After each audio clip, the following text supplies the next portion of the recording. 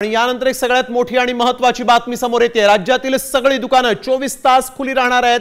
उद्योग विभागातर्फे शासन निर्णय जारी झालाय।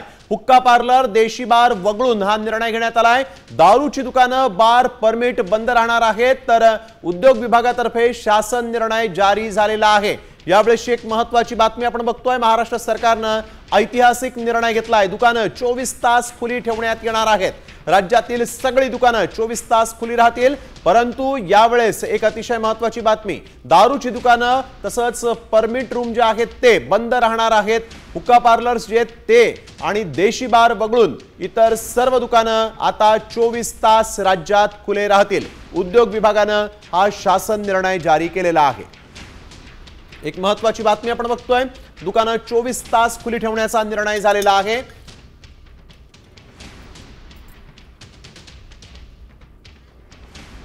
तर थेट जाऊया आमचे प्रतिनिधी सूरज मसूरकर यांच्याकडे। सूरज, आपण बघतोय एक मोठा निर्णय म्हणावा लागेल। हा ऐतिहासिक निर्णय असेल की जिथं दुकानं आता 24 तास राज्यात खुली राहतील।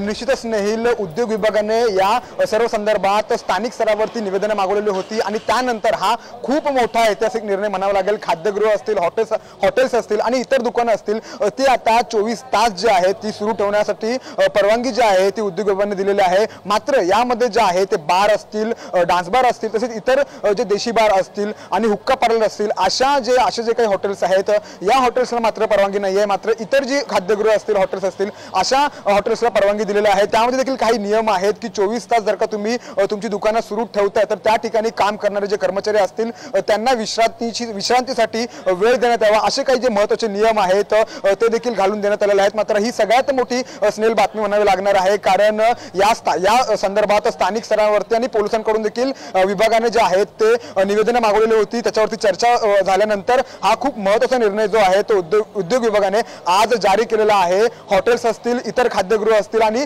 जी नॉर्मल दुकानं असतील, मॉल्स मधली ती दुकानं जी आहेत ती 24 तास खुली ठेवता येणार आहेत। मात्र डान्स बार असतील, वाईन शॉप असतील, इतर जे बियर शॉप असतील, तसेच हुक्का पार्लर असेल, यांना मात्र परवानगी दिलेली नाही। त्यांना ठराविक वेळेतच जी दुकानं आहेत ती बंद करावी लागणार आहेत। मात्र हा जो आता महत्त्वाचा निर्णय म्हणावा लागेल, कारण हॉटेल चालकांना ही आनंदाची बातमी म्हणावी लागेल, कारण त्यांच्यासाठी ही खूप मोठी गोष्ट आहे की 24 तास जे आहेत ते हॉटेल्स असतील ते सुरू ठेवण्यासाठी त्यांना परवानगी मिळाली आहे। ही त्यांच्यासाठी खूप आनंदाची बातमी आहे असंच म्हणावं लागणार आहे। स्नेहिल, देखील आहे की आता फक्त शहरातच नव्हे तर आता पूर्ण राज्यात नाईट लाईफ देखील सुरू होऊ शकते असं दिसतंय। कारण या ठिकाणी आपण बघतोय जरी मद्य विक्रीची दुकानं किंवा बार बंद असली तरी सगळी हॉटेल्स जी आहेत ती आणि शॉपिंग सेंटर्स जे आहेत, मॉल जे आहेत ते सगळे सुरू राहत आहेत।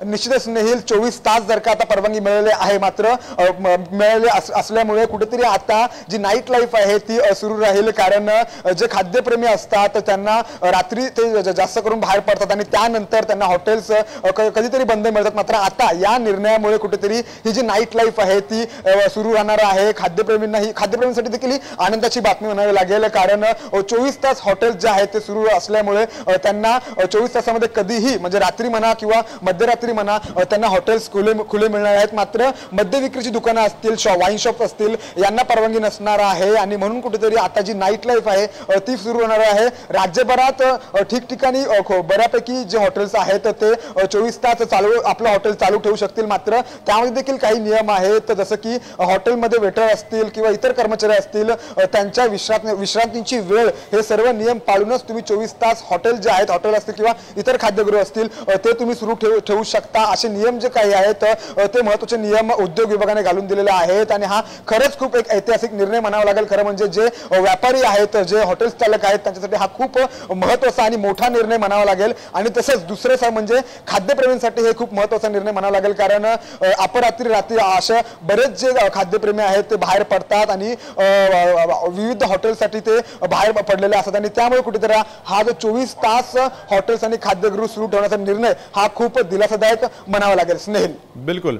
सूरज, एक महत्त्वाचा प्रश्न असा देखील आहे की यामुळे रोजगाराची देखील संधी उपलब्ध होऊ शकते, कारण नाईट लाईफ जर कधी सुरू होणार असेल तर एक शिफ्ट वाढणार आहे आणि त्यामुळे सरकारला देखील करात याचा फायदा होऊ शकतो आणि या दृष्टीने देखील हा निर्णय महत्त्वाचा मानला जाऊ शकतो सरकारच्या दृष्टिकोनातून?